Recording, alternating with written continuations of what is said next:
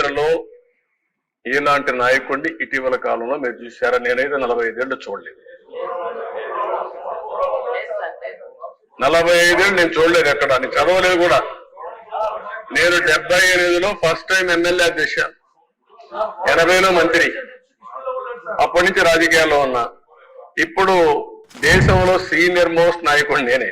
నా తర్వాత వచ్చిన వాళ్ళు మిగతా అందరూ పొండే ముఖ్యమంత్రులు, లేకపోతే కేంద్రంలో మంత్రులు తర్వాత వచ్చారు. కానీ నాకు చరిత్ర అంతా కూడా చూస్తూ ఉంటాం కదా దేశ రాజకీయాల్లో ఉంటే, ఎక్కడ నాకు ఎవరు తగల్లా కాదు. ఒక అతను దొరికాడు, ఒక నార్త్ కొరియాలో ప్రజెంట్ ఉన్నాడు. చరిత్రలో ఒక అతను ఏంటంటే పాబ్లో ఎస్కోబార్ గెవిరియా.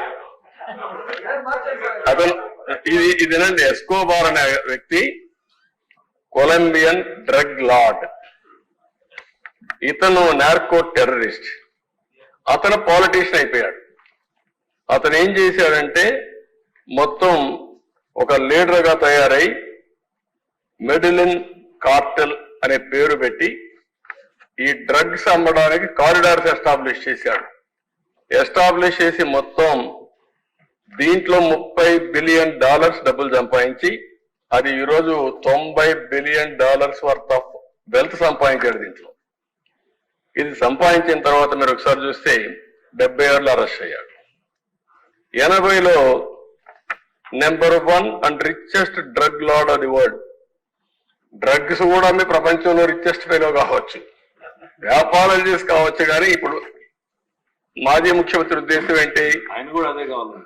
ఆయన ఏమనుకున్నా అంటే టాటా, రిలయన్స్, అదానీ ఇలాంటి వాళ్ళ డబ్బులు ఉన్నాయి, వాళ్ళకంటే నేను ఎక్కువగా సంపాదించాలనేది ఆయన కోరిక.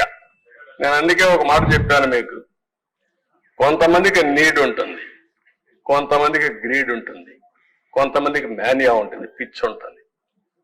మెకనస్ గోల్డ్ అదే పిచ్చ. అలాంటి పిచ్చబట్టిన వాళ్ళు ఇవన్నీ చేస్తారు.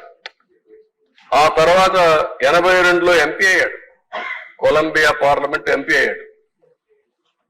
82లో అమెరికా అరెస్ట్ చేయాలంటే made deal with Colombia president తో ఇతను ఓన్ ప్రిజన్ ఒకటి క్రియేట్ చేసుకొని లా క్యాథెడ్రల్ అనే ఒక ప్రిజన్ మంచి హిల్స్ లో కట్టుకొని అక్కడే ఉంటా అన్నాడు. అనబెట్టారు. అక్కడిని తప్పించుకొని మళ్ళా వెళ్ళాడు. వెళ్ళిన తర్వాత 86లో ఈ killed minister of justice. Colombia minister law minister చంపేశాడు. అక్కడి నుంచి 85లో సుప్రీంకోర్టు పైన అటాక్ చేశాడు. Palace of justice siege. 107 మందిని ఇన్క్లూడింగ్ 11 మంది జడ్జిలు చెప్పారు. తగలబెట్టారు. నాకు తెలియదు, ఇవన్నీ చూడాలి. సినిమా కూడా ఉందంట, బాగుందా? అది చూడాలి ఇప్పుడు అందరూ, మీరందరూ కూడా రాష్ట్ర ప్రజానికి మొత్తం చూడాలి. 89లో killed president for expelling Escobar from politics. ఒక ఆయన మాట్లాడాడు, ఇలాంటి వాళ్ళు ఉండకూడదు, వీళ్ళంతా కూడా డ్రగ్ వీళ్ళు ఉండకూడదని చెప్పిన నేరానికి అతను చంపేశారు.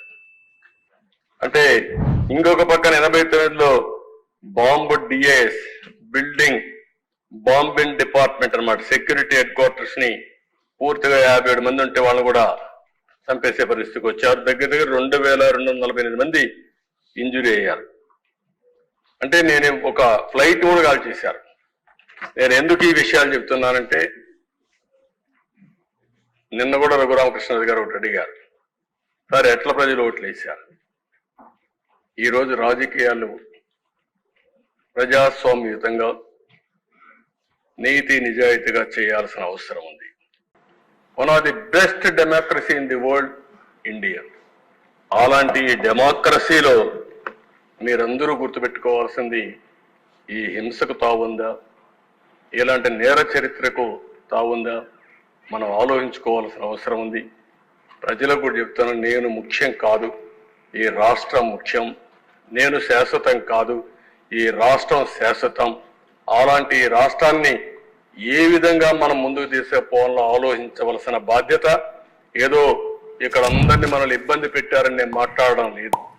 మీ అందరికీ ఇబ్బంది ఉంది, నన్ను ఇబ్బంది పెట్టారు, సరే భగవంతుడు మనల్ని కాపాడాడు, అది వేరే విషయం, చరిత్ర.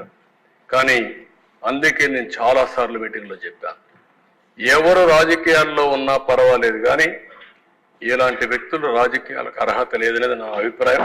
ఇప్పుడు కూడా స్ట్రాంగ్లీ బిలీవ్ దట్. ఆ విషయమే ప్రజలకు చెప్తున్నాను. మీరు కూడా ఆలోచించండి, అందరూ కలిసి ముందుకు పోవాల్సిందిగా నేను కోరుకుంటే. నెక్స్ట్